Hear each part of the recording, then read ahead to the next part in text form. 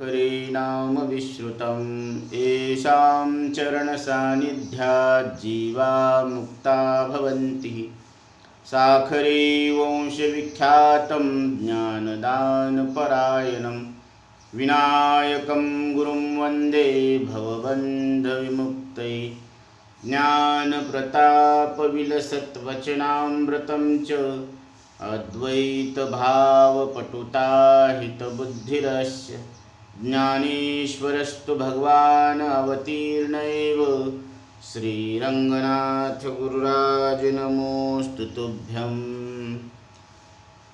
नाथ महाराज हरिपाठाच्या 9व्या अभंगात सांगतात, भक्तिविन पशु कशासी वाढला, सटविने नेला कैसा नाही, काय माय गेली होती भूतापासी, हरिनय मुखासी अरे मूढा, पातके करिता पुढे आहे पुसता, काय उत्तर देता होशील तू, अनेक यातना यम करविल, कोण सोडविल तेथे तुझला, एका जनार्दनी सांगता हे तोंडे, आहा वाचरडे बोलताची। उपदेश करणारे अधिकारी काही वेळी ज्यांना उपदेश करायचे असते त्यांचे दोष स्पष्ट भाषेत सांगावे लागतात। इथे रागावून बोलण्याचा भास होईल पण तसे नाही। गीता उपदेश प्रसंगी अर्जुन अज्ञान व मोहाने स्वकर्तव्यापासून दूर झाला व भगवान श्रीकृष्णाला तो पाप पुण्य व धर्म अधर्माच्या गोष्टी सांगू लागला। पण दयाळू व अर्जुनावर निरतिशय प्रेम करणाऱ्या श्रीकृष्णाचा राग हा आईच्या रागाप्रमाणे परिणामी स्नेहरूपच होता। ते कारण मनी धरिले, मग सरोष बोलो आदरिले, जैसे मातेच्या कूपी ठोकले स्नेह आती, का औषधाची कडवटपणी, जैसी अमृताची पुरवणी, ते आहाच न दिसे परी गुणी प्रगट होय, तैसी वरीवरी पाहता उदासे, आत तरी अति सूरसे, तिये वाक्ये ऋषिकेशे बोलो आदरिली। आई मुलाच्या हितासाठी प्रयत्नपूर्वक घसा कोरडा करून सांगते, पण बाळाने न ऐकले तर तिला मानसिक कष्ट होते। तसे माऊलींनी ती सांगते, मेल्या उन्हात कशाला मरतो, सावलीत येऊन मरना। तसे माऊलींनी जगाला संस्कृत भाषेतील ज्ञान मराठी भाषेत सोप्या पद्धतीने सांगितले, पण समाजाने त्याच्याकडे लक्ष दिले नाही। हे पाहून तुकोबा सांगतात, वाजत असे बोंब कुणी नायकती काणी, असे न म्हणता नम्रतेने म्हणतात, लागून या पाया विनवितो तुम्हाला। मग रागावले, आता न ऐकल्यामुळं मग परत सांगतात, आता न ऐकती बटकीचे, पुढे रडतील शिंदळीचे। अगा ऐशिया ज्ञानाच्या ठाई, जयाच्या चित्ता चाड नाही, तयाचे झियाले काही वरी मरण चांग।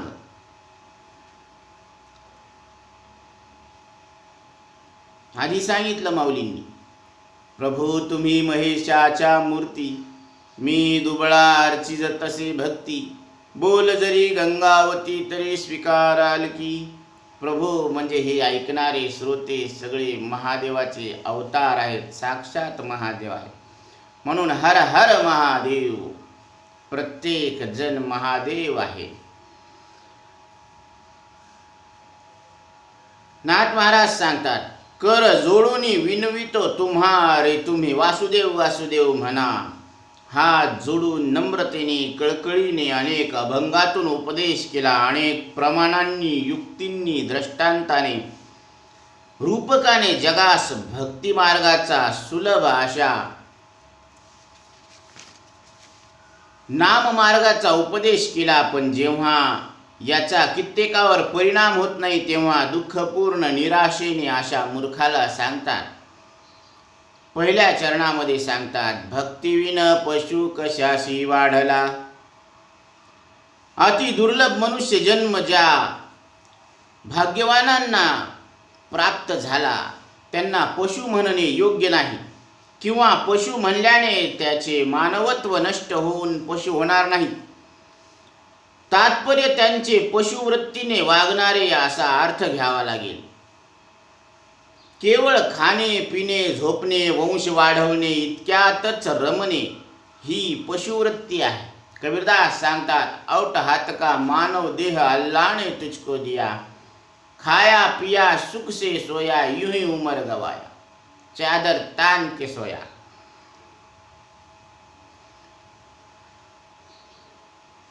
म्हणजे प्रवृत्ती कामाला कधी मधी, खायला समध्याच्या आधी आणि झोपायला समध्याच्या मधी अशी प्रवृत्ती.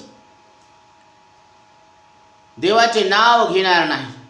श्रीकृष्णाचे गुण अनुवाद ज्याच्या कानावर पडले नाही तो पुरुष पशु आहे. आकाराने पुरुष आहे आणि लक्षणाने पशु आहे. मुचकुंद भगवंताजवळ सांगतात, हे भगवान, या लोकामध्ये दुर्लभ असा मनुष्य देह प्राप्त झाला असता मनुष्य दुष्ट बुद्धीच्या अधीन होऊन पशुप्रमाणे ग्रहरूपी अंधकुपात पडतो व तुझ्या चरण कमलाची सेवा करत नाही. उद्धव भगवंताला सांगतात, जो झाला विषयाधीन तो सर्वी सर्वत्र सदा दीन, ऐसे जाणत जाणता जन आसक्ती गहन विषयाची. जैसे का श्वान आणि खर अज तैसे विषयाशी लोक निर्लज्ज, सांडुनी स्वहिताचे काज का विषयाचे भोजनाचती.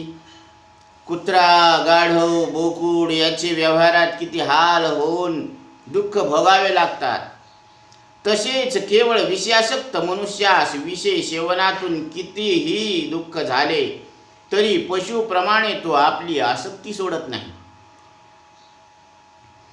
तरवाह किन्न जीवंती भस्त्रा किन्न श्वसंतुत, न खादंती न मेहंती किम गाम पशवोपरी. केवळ जिवंत राहणे एवढेच साध्य असेल तर वृक्षही जिवंत राहतात. श्वासोच्छवास तर लोहाराच्या भात्यातूनही होतात. आहार व मल विसर्जन अनेक ग्राम पशुही करतात. न साधिता आत्मज्ञान केवळ जे विषयी जन, ते श्वान शुकरा परीसहीन, माणूसपण त्या नाही. धर्माचा विवेक नसल्यामुळे निषिद्ध विषय भोगाकडे विशेष प्रवृत्ती होते व ते दुःख भोगतात. येही संस्पर्शजा भोगा दुःख यो नयवती. विषय व इंद्रिय यांच्या संयोगाने उत्पन्न होणारे जे भोग ते परिणामी दुःखालाच कारण होतात, कारण त्यांना उत्पत्ती नाश आहे. ज्ञानी पुरुष त्याचे ठिकाणी रममान होत नाही, कारण इंद्रिय आणि विषय हे अंतकरणामध्ये जाणण्यात येणारे आहेत आणि त्याला जो जाणणारा ते आपण उत्पत्तीनाश रहित सूक्ष्म चैतन्य पारमार्थिक प्रत्यक्ष ब्रह्म आहोत. पतंगा दीपी आलिंगन तीथ त्याशी अचूक मरण, तेवी विषयाचरण आत्मघाता. पशुवृत्तीने जिवंत राहून आत्मघात करून घेण्यापेक्षा जन्माबरोबर मेला असता तर बरे झाले असते, कारण केवळ स्वैर भोगाच्या मागे लागून यमयातना तरी भोगाव्या लागल्या नसत्या. सटविने नेला कैसा नाही.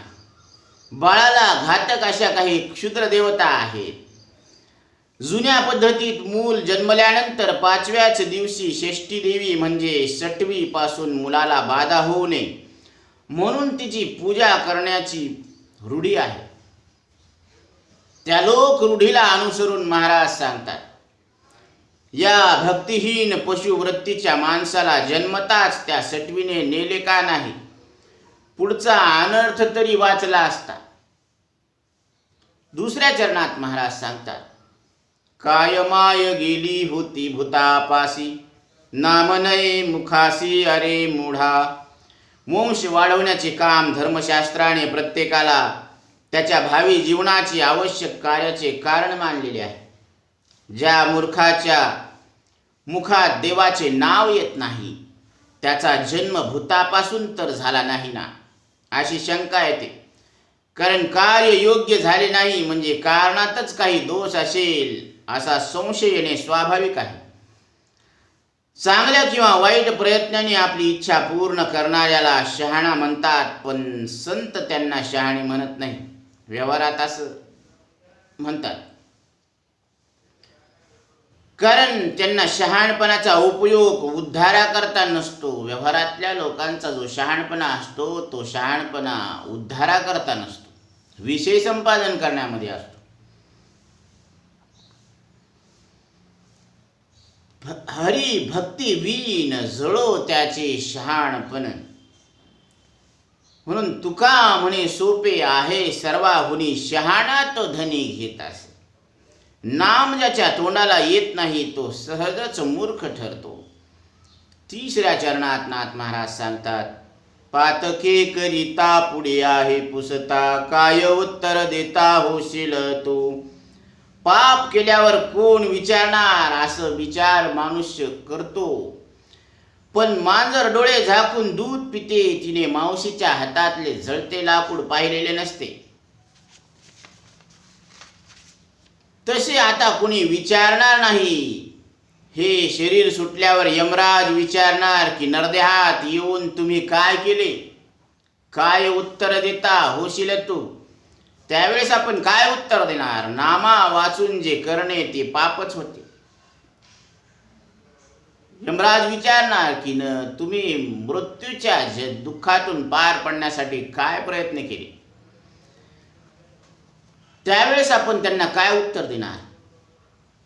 म्हणून सूर्योदय नसतो त्या काळाला रात्र म्हणतात. तसे भक्ती वाचून जे करणे आहे ते महापाप आहे. कुळाचा अभिमान, शास्त्राचा अभिमान राहू नये. रूपाचा तारुण्याने मस्तीत राहू नये. संपन्नतेचा डोल कशाला मिरवायचा. देवाची भक्ती नसेल तर हा सगळा पसारा निष्फळ आहे. जसं धान्य नाहीत पण पिशा असलेली दाट एकसारखी कणसे आली, त्याचा उपयोग काय आहे? सरोवर आहे पण पाणी आटलेले आहे. अरण्यात एक दुःखी माणसाला कुणी भेटेच ना. इकडून तिकडून नंतर भेटला पण तो दुःखी माणूस भेटला.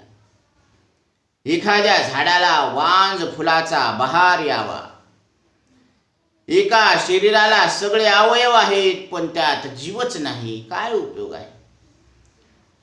तसं ते व्यर्थ आहे.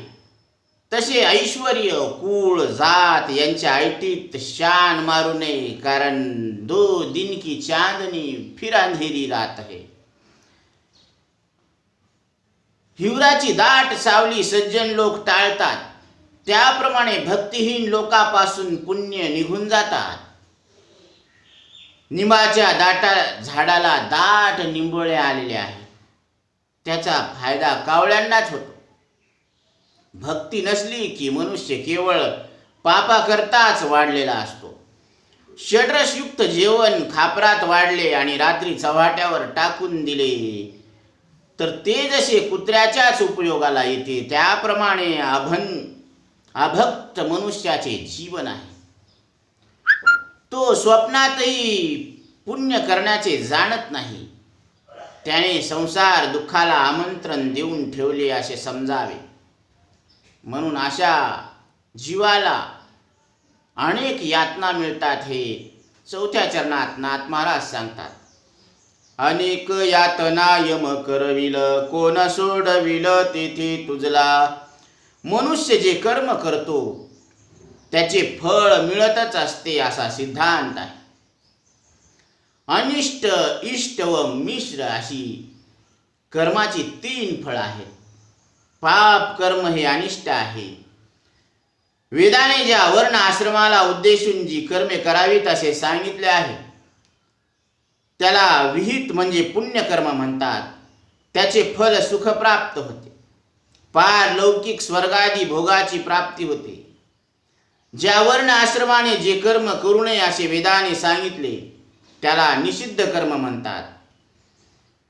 पाप कर्माचा समावेश निषिद्ध कर्मात होतो. त्याचे फल हे या लोकात दुःख व परलोकात नरकादी दुःख प्राप्त होते. पाप आपले निथावे, जव करी ते मिळावे, तव जिताची आघवे येती नरक. या पाप कर्माने फल देण्याकरता नियुक्ती केली आहे. तो सर्वांच्या पापाचा हिशोब ठेवतो. हा पातकी जीव मेल्यानंतर त्यास तेथे जावे लागते. मग तेथे तो यमधर्म त्याच्या पापाचा झाडा घेऊन त्याला विचारतो.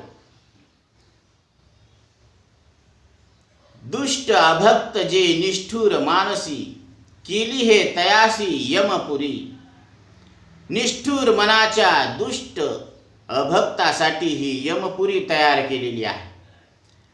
यमदूत त्यासी करीत यातना, नाही नारायणा भजले जे. जे नारायणाला भजले नाहीत त्यांना यमदूत दंड देतात.